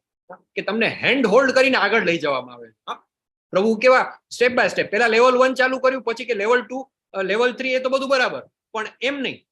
એક ભક્તિ વૃક્ષ તમે ચાલુ કરો, એમાં શું કરો તમે, તો કે એમાં તમે બધાને સાથે લઈને એક એક હેન્ડ હોલ્ડ કરીને, ક્લાસમાં તો અત્યારે આપણે કેટલા જો 50, 40, 60 એટલા બધા લોકો હોય, એમાં વન ઓન વન કમ્યુનિકેશન ન થાય. ઘણા બધા લોકોના પ્રશ્નો હોય, at the end of the class આપણે કોશિશ કરીએ, પણ એ બધા કેવા હોય કે ઘણા લોકો પબ્લિક પ્લેટફોર્મ ઉપર પ્રશ્ન પૂછવા માટે આમ કમ્ફર્ટેબલ ના હોય, તો એમના પ્રશ્નોનું શું, તો કે એક ભક્તિ વૃક્ષ બનાવો. ભક્તિ વૃક્ષ શું છે, તો કે એમાં 15 લોકો 20 લોકોનો એક સમૂહ, થોડુંક નાનું. હજી આગળ વધારે તો પ્રભુએ શું ઇન્ટ્રોડ્યુસ કર્યું, નામ મિનિસ્ટર પ્રભુએ, કાઉન્સેલિંગ સેવા. કાઉન્સેલિંગ સેવા, યસ. કાઉન્સેલિંગ સેવામાં કેવું, વન ઓન વન શું વાત કરો છો, યસ. તમારા જે ટીચર હોય કે ભક્તિ વૃક્ષ લીડર હોય, કાઉન્સેલર હોય, તમારી સાથે ઇન્ડિવિજ્યુઅલી વાત કરે, ફોન ઉપર વાત કરે, અને 5 મિનિટ 15 મિનિટ, અમુક લોકો સાથે તો વાત થાય 2-2 કલાક ફોન ઉપર વાત થાય, જેવો જેમનો પ્રશ્ન, જેવી જેની સમસ્યા. તો આ કરો. એટલે એક આખી સિસ્ટમ બનાવવામાં આવી. એમ નહીં કે ખાલી શ્રવણમ કીર્તનમ કરીને પૂરું કરી નાખ્યું, કે કથા કહી દીધી, કથા સાંભળી લીધી, અને હવે ખાધું પીધું ને રાજ કર્યું, એમ નહીં. તમે અહીંયા આવ્યા છો ભક્તિના માર્ગ ઉપર, તો તમને હેન્ડ હોલ્ડ કરીને, એટલે કે તમારો હાથ પકડીને, તમે હાથ છોડાવીને નહીં જતા રહો, તો આ તો અહીંયા તો કોઈ છોડવાના જ નથી. તમને આગળ લઈ જવામાં આવશે, તમારા પ્રશ્નોનું સમાધાન કરવામાં આવશે. તો આવી જે ભક્તિ યોગના વિધિ વિધાનોનું પાલન કર, અને એ રીતે મને પામવાની ઈચ્છા વિકસિત કર. તો આ રીતની એક આખી સિસ્ટમ બનાવવામાં આવી, જે ઇસ્કોન મેંગલુરુમાં આપણે બધા ફોલો કરીએ છીએ. પછી એ પણ જો તારાથી ન થાય, તો ભક્તિ યોગના વિધિ વિધાનોનું પાલન ન થાય, તો તું શું કર, તો શું કહે છે 12.10 માં, અભ્યાસથી. કઈ રીતે? અભ્યાસે અપી અસમર્થ. તો હવે તારે શું કરવાનું છે, મત કર્મ પરમો ભવ મદર્થપી કર્માણી કુર્વન સિદ્ધિ વાપ્સસી. જો તું ભક્તિ યોગના વિધિ વિધાનોનું પાલન કરી ન શકે, તો મારા માટે કર્મ કરવાનો પ્રયત્ન કર. કારણ કે મારા માટે કર્મ કરવાથી તું પૂર્ણ અવસ્થાને પ્રાપ્ત કરી. તમે જે કંઈ પણ કર્મ કરી રહ્યા છો, જો ફોટો છે સ્લાઇડમાં શું છે, એક મે બી સમબડી હુ ઇઝ આપણે સાદી ભાષામાં કહીએ તો આમ તો સ્કલ્પચર કે કડિયા કામ કરનાર વ્યક્તિ, કડિયો, બરાબર. આપણે એને સ્થપતિ કે સ્કલ્પચર કે એવું કઈ વિશેષ શબ્દ વાપરીએ નહીં, તો નોર્મલ ભાષામાં એક કડિયું. તો શું કરે છે કે ભાઈ ભક્તિ નથી થતી તારાથી, તો તારું જે કામ છે ને એ તું મને અર્પિત કરી દે. ભગવાનનું મંદિર બની રહ્યું છે, તો એ ભગવાનના મંદિર બનાવવામાં સેવા આપે છે. તો આપણે જે કંઈ પણ કર્મ કરીએ છીએ, એ કર્મ આપણું ભગવાનને અર્પણ કરીએ. અને maybe somehow we try to use our skills, our time. દાનની જયારે આપણે વાત કરીએ કે આપણે ડોનેટ કરવું જોઈએ, તો donation is not only money. You can donate your time, you can donate your skills. આપણે બધા અહીંયા છીએ, આટલા બધા લોકો છીએ, તમારામાંથી બધા યુ આર વેલ એજ્યુકેટેડ. કોઈ ચાર્ટર્ડ એકાઉન્ટન્ટ હશે, કોઈ એન્જિનિયર હશે, કોઈ ડોક્ટર હશે, કોઈ ટીચર હશે. તમે અલગ અલગ ફિલ્ડમાં છો. તો આપણે જ્યાં છીએ ને, જ્યાં જે સ્કિલ છે, કોઈ પાસે બોલવાના સ્કિલ સારા હશે, કોઈને ગાતા સારું આવડતું હશે, કોઈને મ્યુઝિકનો શોખ હશે, કોઈને ચિત્ર. આપણે અત્રે પટેલ પ્રભુ અને ધ્યાન પટેલ પ્રભુ, અમરીશ પટેલ પ્રભુના ફેમિલીમાંથી એ લોકો સરસ મજાના ચિત્ર બનાવે છે. તો શું કરે છે, કૃષ્ણ ભગવાનના ચિત્ર બનાવે છે. પછી આપણા જે ક્લાસીસ ચાલે છે, એમાં પણ ઘણી બધી સેવાઓની જરૂર છે. 150 જેટલા ટીચર્સ છે અને 500+ વોલન્ટિયર્સ છે. તમે જોઈ રહ્યા છો અત્યારે કેટલા બધા એડમિન છે, કો-હોસ્ટ છે, બેલા માતાજી, અમિતા માતાજી, અમરીશ પટેલ પ્રભુ. ઘણી બધી સેવા છે બેકગ્રાઉન્ડમાં. અમે લોકો તો જે ટીચર છીએ ને, અમે તો ખાલી વી આર લાઈક એક્ટર. ચાલુ કરી ટીવી વિડીયો ચાલુ કરીને આવીને બોલવા માંડી. પણ અમારી પાછળ ઘણા બધા રાઇટર છે, સ્ક્રીન રાઇટર છે, ડિરેક્ટર્સ છે, જે લોકો સ્લાઇડ તૈયાર કરે છે, ટ્રાન્સલેશન કરે છે, પીપીટીસ બનાવે છે. એવી કેટલી બધી સેવા છે. તો તમારા પાસે જે સ્કિલ છે, એ સ્કિલ તમે આમાં આપી શકો. તમે એઝ અ વોલન્ટિયર જોડાઈ શકો. મેં પણ જયારે આ કોર્સ જોઈન કર્યો હતો એઝ અ સ્ટુડન્ટ, તો પહેલી બેચ મેં અટેન્ડ કરી, 19મી બેચમાં હું એઝ અ પાર્ટિસિપેટ આવ્યો હતો. પછી જયારે બેચ પૂરી થઈ, ત્યારે ધર્મેશ્વર પ્રભુએ કહ્યું કે ભાઈ we are looking for volunteers. તમારામાંથી કોઈ સ્વયંસેવી તરીકે જોડાવા ઈચ્છતું હોય તો અમારો કોન્ટેક્ટ કરી શકે છે. તો મેં મારું નામ અને નંબર લખીને બધી કોન્ટેક્ટ ડિટેલ્સ લખીને મોકલી કે ભાઈ હું આ સેવા આપવા તૈયાર છું. તો 20મી બેચમાં મારું સિલેક્શન થયું એઝ અ કો-હોસ્ટ. તો પ્રભુ ક્લાસ લેતા હોય અને હું ઝૂમમાં કો-હોસ્ટ તરીકે આવી જાઉં, મ્યુટ અનમ્યુટ કરવાનું, સ્લાઇડ શેર કરવાનું, એનું ધ્યાન રાખવું. અને એવી રીતે ધીમે ધીમે સ્ટેપ બાય સ્ટેપ પ્રોગ્રેસ થાય તમારો. તો એવી રીતે છેલ્લે કાંઈ તમે કહો મને કાંઈ નથી આવડતું, ઓકે, આ દુનિયામાં રહ્યો છો, ભૌતિક વિશ્વમાં કમસે કમ 5, 25, 50 માણસોને, 100 માણસોને તમે ઓળખો છો, તો એ લોકોને તમે ભગવદ્ ગીતાના ક્લાસમાં એનરોલ કરાવો. તો આવી રીતે તમે નેક્સ્ટ સ્ટેપ શું છે, તો કે ભગવાન માટે કર્મ કરવાનો પ્રયત્ન કર. કારણ કે મારા માટે કર્મ કરવાથી તું પૂર્ણ અવસ્થાને પ્રાપ્ત કરીશ. 12.10 પછી 20 જ શ્લોક છે આ અધ્યાયમાં, પણ 20 શ્લોક પેલું કહેવાય ને કે એક શ્લોક આમ છે ને આમ હીરા મોતી જેવો છે. પછી શું કહે છે, પરંતુ જો તું મારી આ ભાવનામાં રહી કર્મ કરવા અસમર્થ તો તું પોતાના સર્વ કર્મોના ફળોનો ત્યાગ કરી કર્મ કરવાનો તથા આત્મસ્થિત થવાનો પ્રયત્ન કર. સર્વ કર્મ ફલમ ત્યાગમ તથા કુરુ યતાત્મવાદ. તો આવી રીતે ભગવાન છે બધા અલગ અલગ અલગ અલગ ઓપ્શન એક પછી એક બધા ઓપ્શન આપે છે. આવી રીતે નહીં તો આવી રીતે, આવી રીતે નહીં તો આવી રીતે, અલગ અલગ ઓપ્શન થી તમે કોઈ ના કોઈ રીતે તમે શું કરો કે ભક્તિ માર્ગે પોતાનું બધું જ જે છે એ તમે ભગવાનને સમર્પિત કરી દો. નેક્સ્ટ થોડું ફાસ્ટ આજે ચાલુ પડશે, શ્લોક ઓછા છે પણ ઘટના ઘણી બધી છે, સ્ટોરીઝ ઘણી બધી છે. યસ 12.11 પછી નેક્સ્ટ 12.12. જો તું આ પ્રક્રિયા ન અપનાવી શકે તો જ્ઞાનોપાર્જનમાં પરોવાઈ જા. જો કે જ્ઞાન કરતા ધ્યાન શ્રેષ્ઠ છે અને ધ્યાનથી પણ કર્મફળનો ત્યાગ શ્રેષ્ઠ છે, કારણ કે આવા ત્યાગ દ્વારા મનુષ્ય મનની શાંતિ પામી શકે છે. શ્રેયો હિ જ્ઞાનમ અભ્યાસા. શ્રેય એટલે કે શ્રેષ્ઠ. તો જો તું આ પ્રક્રિયા ન અપનાવી શકે તો શું કર, તો જ્ઞાનોપાર્જન. તમે સ્ક્રીનમાં જોઈ રહ્યા છો કે જ્ઞાનનું ઉપાર્જન કરી રહ્યા છે ઘણા બધા લોકો. આ ઇસ્કોનના પણ આપણા ઘણા બધા ગુરુકુળ ચાલે છે, વૈદિક ગુરુકુળ બધા. એ ગુરુકુળની અંદર નાના નાના બાળકો છે, એ લોકો વેદાભ્યાસ કરે છે, શાસ્ત્રોનું જ્ઞાન લે છે અને આગળ વધે છે. પછી ધ્યાન છે, ધ્યાન દ્વારા તમે આગળ વધી શકો, અથવા તો કર્મફળનો ત્યાગ કરી અને એ રીતે સ્ટેપ બાય સ્ટેપ અલગ અલગ રસ્તા ભગવાન છે એ બતાવે છે. 12.12 પછી ભગવાનના જે ભક્ત જે છે એ કેવા હોય. હવેનો જે પાઠ છે એ ભગવાનના જે ભક્ત છે, શ્રેષ્ઠ ભક્ત કેવા હોય તો એના વિશેનો પાઠ છે. અને ભગવાનને કઈ ટાઈપના ભક્તો છે એ પ્રિય હોય છે એના વિશે આપણે ચર્ચા કરીશું. Just a minute.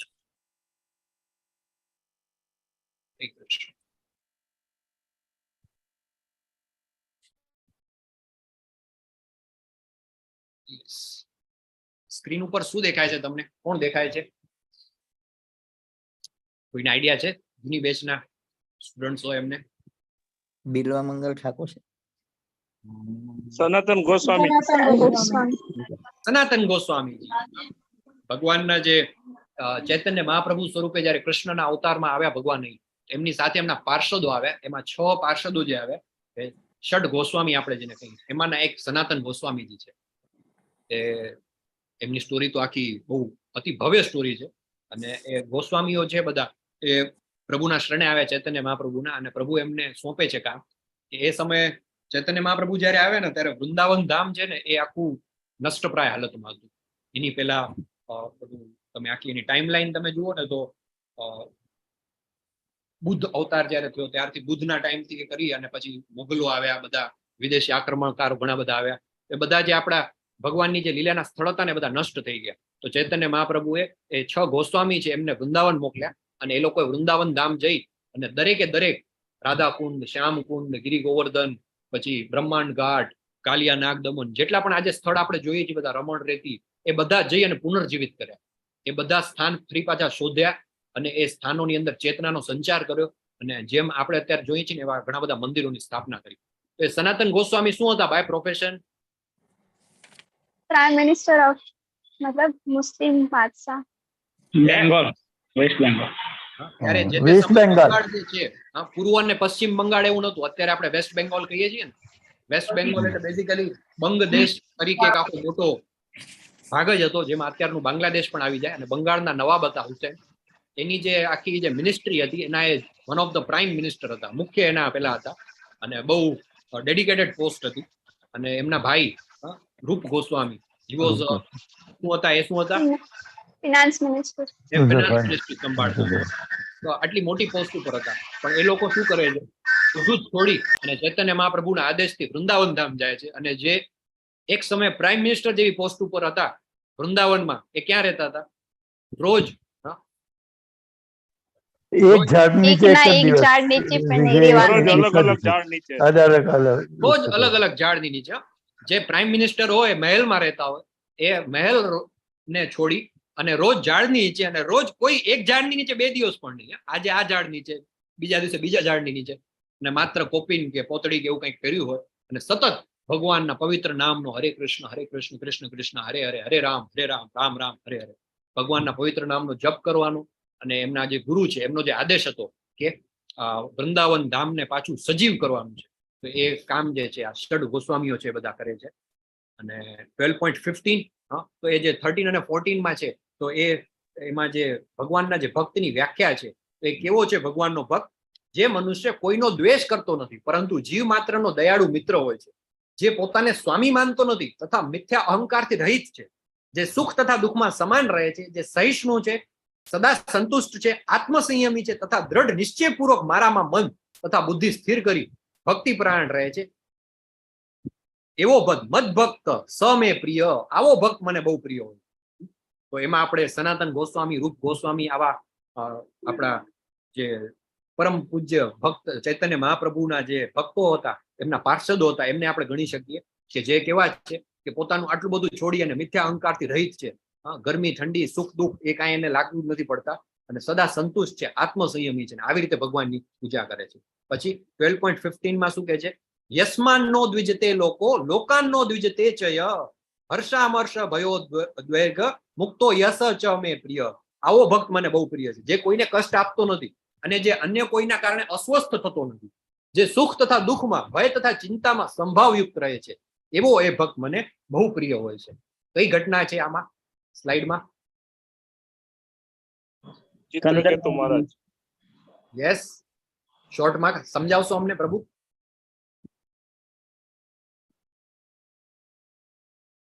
હરે કૃષ્ણ. આવશે પ્રભુજી વચ્ચે. ઓકે, ચલો વાંધો નહીં. Anybody else? બીજું કોઈ? અમરીશ પ્રભુ. હરે કૃષ્ણ પ્રભુજી.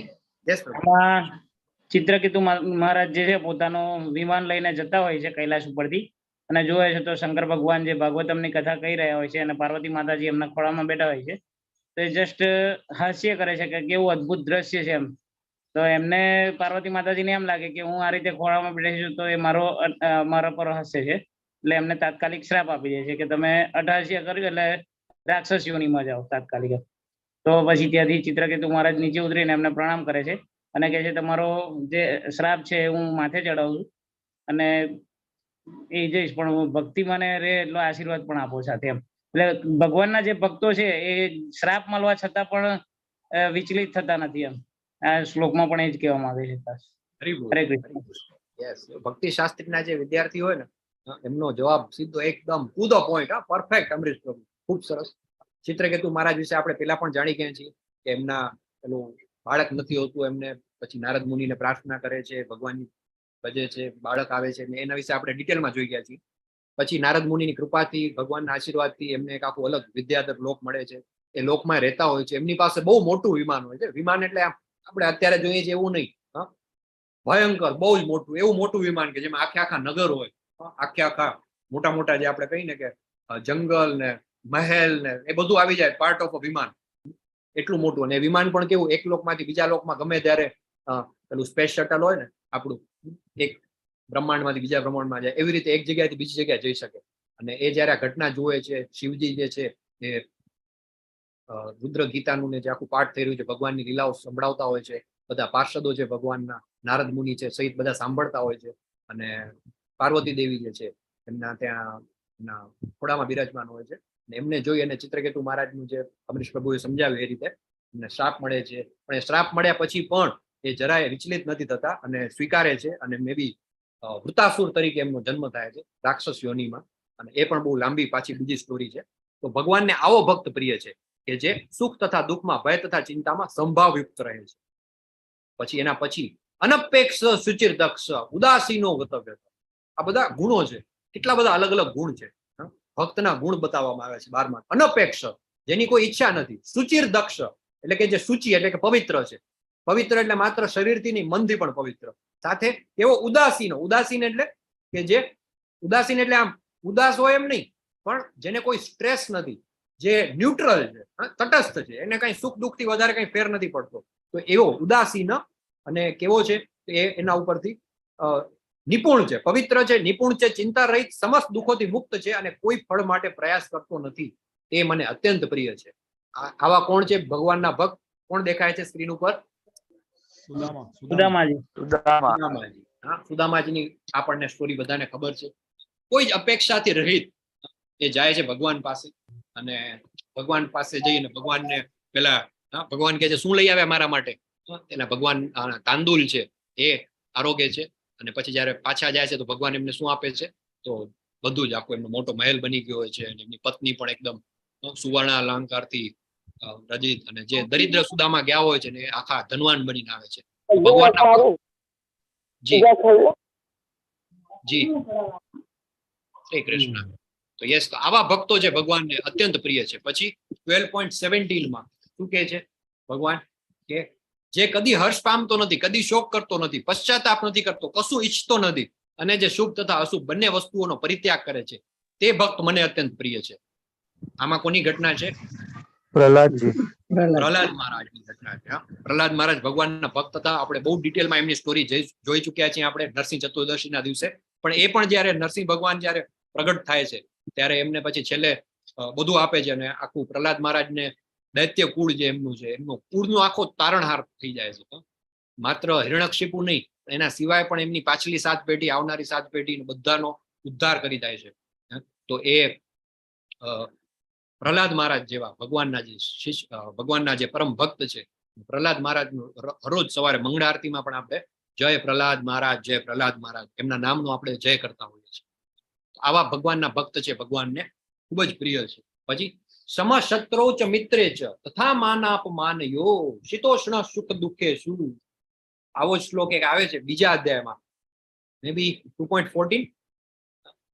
એ શ્લોકમાં પણ આના વિશે જ વાત થાય છે કે ભગવાન જે કહે છે કે જે સુખ દુઃખ, ગરમી ઠંડી, શીતોષ્ણ દુઃખ, એમ બધામાં માન અપમાન એ બધાથી જે પર થઈને રહે છે. એવી જ રીતે ફરીથી અહીંયા એ જ પોઈન્ટ છે, રિપીટ થાય છે. માત્રા સ્પર્શસ્તુ કૌંતેય વાળો જે શ્લોક છે, માત્રા સ્પર્શાસ્તુ કૌંતેય શીતોષ્ણ આગમ પાયીનો અનિત્યાસ તાંતિ તીક્ષ્ણ સ્વ ભારત. ભારત હરિભો. હા, ભૂમિકાજી, યસ. તો એમાં પણ વાત આવે છે માત્રા સ્પર્શાસ્તુ કૌંતેય. તો અહીં ફરી પાછી વાત છે સમશત્રો ચ મિત્રે ચ તથા માનાપમાનયો શીતોષ્ણ સુખ દુઃખે શું. એ શીતોષ્ણ એટલે કે ગરમી અને ઠંડી, એ બધાની અંદર એ કેવો હોય છે? તો કે સમભાવ રૂપે રહે છે. એને કોઈ વસ્તુથી કોઈ ફરક પડતો નથી. તો આવો જે ભક્ત છે ભગવાનને એ પ્રિય છે, જે શત્રુઓ તથા મિત્ર સાથે સમાન રીતે વર્તે છે. માન અપમાન, ઠંડી ગરમી, સુખ દુઃખ, કીર્તિ અપકીર્તિમાં સંભાવયુક્ત રહે છે, જે દુસંગથી સદા અળગો રહે છે, સદા મૌન ધારણ કરે છે, તથા જે કંઈ પણ મળે એનાથી સંતુષ્ટ રહે છે, નિવાસ માટે ઘરની પરવા નથી કરતો, જ્ઞાનમાં દ્રઢ રહે છે અને ભક્તિમાં સંલગ્ન રહે છે. આવો મનુષ્ય મને અત્યંત પ્રિય છે. આમાં જે ઘટના છે એ ઘટના છે કઈ ઘટના છે? Yes, anybody? અમરીશ મહારાજ. અમરીશ રાજાની, હા, ચક્રવર્તી સમ્રાટ હતા અમરીશ મહારાજ, એ ઘટના છે. તો શોર્ટમાં આપણે લઈ લઈએ.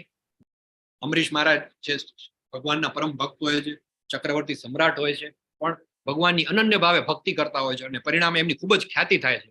પછી એક ઋષિ છે, જે ઋષિ એના ક્રોધ માટે બહુ ફેમસ છે. કયા ઋષિ છે જેનો ક્રોધ બહુ ફેમસ છે? દુર્વાસા. દુર્વાસા મુનિ. દુર્વાસા મુનિ, દુર્વાસા ઋષિ જે છે એના ક્રોધ માટે ફેમસ છે. એમને જરા થોડી આમની ઈર્ષ્યા થાય છે. જો એ સમજવું બહુ જરૂરી છે. ભક્તિ અને ઋષિયોગ અને ભક્તિ યોગ આ બે અલગ અલગ વસ્તુ છે. તમે સાધના, તપ એ બધું કરીને તમે ઋષિ બની શકો, બધી સિદ્ધિ તમે પ્રાપ્ત કરી શકો, પણ જો તમારામાં ભક્તિ ન હોય ને તો પછી આ નમ્રતા અને આ બધા જે ગુણ છે ને, જે અનસૂયવે, કોઈની ઈર્ષ્યા ન થાય, તે એવા ગુણો ના આવે. વિશ્વામિત્ર ઋષિ વિશે આપણે જાણતા હોઈએ છીએ કે વિશ્વામિત્ર ઋષિએ શું કર્યું હતું? કેટલા હજાર વર્ષ તપ કર્યું હતું? મે બી 60,000 વર્ષ. 60,000 વર્ષ. 60,000 વર્ષ તપ કર્યું હતું. પણ પેલું મેનકા વાળી ઘટના આપણને બધાને ખબર છે કે જેવી એ ઘટના થઈ તો એમાં શું છે, એમનું પદચ્યુત થઈ ગયા. એવી જ રીતે દુર્વાસા મુનિ જે આટલું બધી તપ કરી હતી, આટલું બધું એમનું કેટલી બધી સિદ્ધિ હતી એમનામાં, પણ આ બધા જે ગુણો છે નથી આવતા. એ બધા ગુણ એક ભક્તમાં જ આવી શકે. તો દુર્વાસા મુનિને ખબર પડે છે કે અમરીશ મહારાજની તો કંઈક વધારે પડતી જ પોપ્યુલારિટી વધી ગઈ છે, આનું કંઈક કરવો પડશે, હમણાં જોઈએ કે કંઈક કરવું. તો એ શું કરે છે? એકાદશીના દિવસે વ્રત હોય, આપણે બધા વૈષ્ણવો. હાજી, મને આખી સ્ટોરી ખબર છે. તો છે ને આમાં એવું હોય છે કે છે ને દુર્વાસા ઋષિ મહારાજ છે ને એમને વ્રત રાખ્યો છે બહુ લાંબો, અને જયારે વ્રત પતે છે ત્યારે દુર્વાસા ઋષિ બધા આવે છે એમને પાસે. તો ત્યારે છે ને દુર્વાસા ઋષિ છે ને આવે છે તો એમને કીધું હોય છે કે છે ને તમે કઈ ખાતા નહીં જ્યાં સુધી હું ના આવું. તો છે ને પછી દુર્વાસા ઋષિ છે ને જાય છે ક્યાં અને એમને જલ પીધું. પછી થોડીક વાર રહીને એમને જલ પીધું હોય છે તુલસી પુત્ર સાથે. તો છે ને તો એ દુર્વાસા ઋષિ દેખી ગયા છે તો એમને છે ને ગુસ્સો આવી ગયો છે અને એમને છે ને શ્રાપ આપી દીધો અને ગુસ્સે થઈ જાય છે. તો એમને છે ને હરે કૃષ્ણ બોલીને કૃષ્ણ ભગવાનના પાક્કા ભક્ત હતા. તેમને કૃષ્ણ ભગવાનને બોલાય અને કૃષ્ણ ભગવાને સુદર્શન ચક્ર આપ્યું અને પછી સુદર્શન ચક્ર આવ્યું અને પછી છે ને એમની પાછળ જ પડી ગયું દુર્વાસા ઋષિનું. તો એ છે ને પછી કૃષ્ણ ભગવાન જોડે ગયા અને કૃષ્ણ ભગવાન હતા ક્યાં ગયા તો એમને કીધું કે તારી પાસે એક જ રસ્તો છે જેનાથી તમે બચી શકો છો કે મહારાજને માફ કરી દો. માફી માંગો મહારાજ. યસ, બરાબર છે પ્રભુ. બોલો બોલો. પછી છે ને દુર્વાસા ઋષિ માફ કરવા જાય. દુર્વાસા નહીં, દુર્વાસા ઋષિ મહારાજ માફ કરી દે છે. અંગ્રેજ પછી દુર્વાસા ઋષિ માફી માંગવા જાય છે અને અમરીશ મહારાજ છે ને માફ કરી દે છે. હરી બોલ. Thank you. સુદર્શન ચક્ર ગોલોકધામ જતું રહે છે. હરી બોલ. હા, છેલ્લે સુધી ખબર છે. પાછું એમ ખાલી એમને ખાધું પીધું ને રાજ કરીને વાર્તા પૂરી ના કરી. સુદર્શન ચક્ર ને પાછું ગોલોકધામ પહોંચાડી દીધું. હા, યસ પ્રભુ. વિડીયો જરા ઓન કરી દો એક વખત એટલે તમારા દર્શન થઈ જાય અમને. હિમનીશ પટેલ પ્રભુ. યસ. તો આ સ્ટોરી છે. હવે આમાં મારા કઈ એડ કરવાનું રહેતું નથી. તમને બધાને કાલી ગેલી બોલીમાં એમની જે સ્ટોરી છે સમજાઈ ગઈ હશે. ન સમજાઈ હોય તો ફરીથી એકવાર લેવલ 1 માં આવી જાજો. નેક્સ્ટ ટાઈમ આપણે ફરીથી સાંભળશું. તો યસ, તો ભગવાનના જે ભક્ત હોય છે આવા હોય છે. જે દુર્વાસા ઋષિ જે છે એ શ્રાપ આપે છે ગુસ્સે થઈને. એકાદશી નું વ્રત હોય છે અને જનરલી દ્વાદશી ના દિવસે આપણે પારણા કરતા હોય. હા, હિમનીશ પટેલ પ્રભુ ઉભા રહ્યો. તમને સ્પોટલાઇટ આપી દઉં એકવાર એટલે બધા તમને જોઈ લે. હા, પેલું ફરીથી એકવાર બોલી જાવ તો પછી છેલ્લે શું થાય છે? સુદર્શન ચક્ર નું શું થાય છે? સુદર્શન ચક્ર ગોલોકધામ જતું રહે છે. સુદર્શન ચક્ર પછી ગોલોકધામ જતું રહે છે. હા, આ તો મને નથી ખબર હો. આ હું ભૂલી જાઉં છું. હું વાર્તા જયારે કહું ને ત્યારે હું એ વાર્તા સુદર્શન ચક્ર સુધી છેલ્લે સુધી નથી પહોંચતો. હા, હું પછી અમરીશ પ્રભુ જે છે, અમરીશ મહારાજ, એમણે માફ કરી દીધા અને ખાધું પીધું ને રાજ કર્યું ત્યાં સુધી મારી વાર્તા પૂરી થઈ જાય છે. પણ તમે તો સુદર્શન ચક્ર ને પાછું ગોલોકધામે પહોંચાડી દીધું. ખૂબ સરસ. તો આવી રીતે છે. આ તો ભગવાનના જે ભક્ત હોય છે કેવા હોય છે? તો આવા ભક્ત જે છે ભગવાનને પ્રિય છે કે જે ક્યારે પણ ઠંડી ગરમી માન અપમાન આ બધામાં ક્યાંય પણ પેલા થતા નથી અને એ ભક્ત છે ભગવાનને પ્રિય છે. અનિકેત સ્થિરમ મતિર ભક્તિર માન મે પ્રિયો નર. આવો મનુષ્ય જે છે મને પ્રિય છે. સમશત્રો ચ મિત્રે ચ તથા માનાપમાનયો. અને આવી જ રીતે દુર્વાસા મુનિ જાય છે વિષ્ણુજી પાસે. ત્યાંથી પછી છેલ્લે એમને આદેશ મળે છે. સુદર્શન ચક્ર આવે છે. પેલો જે રાક્ષસ પેદા કર્યો હોય છે એને ભગાડી દે છે અને પછી તો છેલ્લે અમરીશ પટેલ પ્રભુ, યસ, અમરીશ પ્રભુ જે છે એ કૃપા કરે છે અને એમને માફી આપે છે. ત્યારે એ સુદર્શન ચક્ર છે પાછું ગોલોકધામ જાય છે. અને લાસ્ટ શ્લોક છે 12મા અધ્યાયનો 20મો શ્લોક. શું કહે છે? જેઓ આ ભક્તિ યોગના અવિનાશી પંથનું અનુસરણ કરે છે અને મને પોતાનું સર્વોપરી ધ્યેય માની શ્રદ્ધાપૂર્વક પૂર્ણ રીતે મારામાં પરાયણ રહે છે તેવા ભક્તો મને અતિશય પ્રિય હોય છે. અને યસ, આ ઘટના છે બાપુ શ્રી અમરસિંહજી બિલ્વમંગલ ઠાકોર પ્રભુ. બિલ્વમંગલ ઠાકુર હવે આવે છે. બિલ્વમંગલ ઠાકુર દક્ષિણ ભારતના એક ખૂબ જ ઉચ્ચ કુળમાં જન્મ લીધો હોય છે. મહારાણી કુંતીની પ્રાર્થનાઓ તમે બધા જે લોકો શ્રીમદ ભાગવતમમાં અટેન્ડ કરે છે સાંભળતા હોય છે. બાપુ કઈ છે એમાં શું છે? કયા 4 ગુણો છે? કઈ 4 વસ્તુ છે જે ભક્તિ માર્ગમાં અડી આવતી હોય છે? કહી દો બાપુ શ્રી અમરસિંહજી. સુંદરતા પ્રભુજી. હાજી. ઉચ્ચ કુળ. ઉચ્ચ કુળ. ધન સંપત્તિ ને જ્ઞાન. ધન સંપત્તિ અને જ્ઞાન. હા, એવું કહેવાય છે કે જેની પાસે આ વિદ્યા પણ આવે ને પ્રભુજી? હાજી, વિદ્યા પણ ખરી ને? હા, જ્ઞાન એટલે વિદ્યા. વિદ્યા, અચ્છા. આ ચાર ટાઈપના જે લોકો હોય ને, તો આ ચાર વસ્તુ જેની પાસે હોય ને, જે બહુ સુંદર હોય અથવા શક્તિશાળી હોય, એક જેને ઉચ્ચ કુળમાં જન્મ લીધો હોય, હા, પોપ્યુલર મતલબ આમ ખ્યાતિ કીર્તિ, જેના કુટુંબની બહુ મોટી ખ્યાતિ હોય. પછી ત્રીજું તો કે જેની પાસે બહુ જ્ઞાન હોય, વિદ્યા હોય, ઘણી બધી ડિગ્રી હોય. અને ચોથું જેની પાસે ખૂબ વૈભવ હોય, ધન સંપત્તિ હોય. તો આ બધી વસ્તુ છે ને ભક્તિ માર્ગથી દૂર લઈ જાય. આ એક ભક્ત માટેની સારી, આ બધા બેકગ્રાઉન્ડ ભક્ત માટે સારા નથી, કેમ કે આ બધાથી પદચ્યુત થવાની સંભાવના ખૂબ જ રહે છે. બિલ્વ મંગલ ઠાકુર જે છે, દક્ષિણ ભારતના એક બહુ મોટા જમીનદાર કુટુંબમાં એમનો જન્મ થયો હતો. અને પેલા કહેવાય ને શ્રીમંત નબીરાની જેમ એમના પણ ઘણા બધા એવા મિત્રો હતા, કુસંગતિએ ટેવાયેલા હતા. એક વેશ્યા સાથે એમનો સંબંધ હોય છે, ચિંતામણી નામની વેશ્યા હોય છે. અને જે કંઈ પણ વ્યાભિચાર કે તમે કહી શકો એ બધું જ એમના વ્યવહાર એમની સાથે હોય છે. એવો સમય આવે છે, એમના પિતાનું શ્રાદ્ધ હોય છે. અને જે શ્રાદ્ધ જયારે હોય ને, ત્યારે પંડિત આવીને બધી વિધિ કરાવતા હોય. તો એ વિધિ કરાવતી વખતે કે આટલો બધો ટાઈમ નહીં ચપટી વગાડતા કે બધું ફટાફટ કરો, જલ્દી કરો, મારે ચિંતામણીને મળવા જવું છે.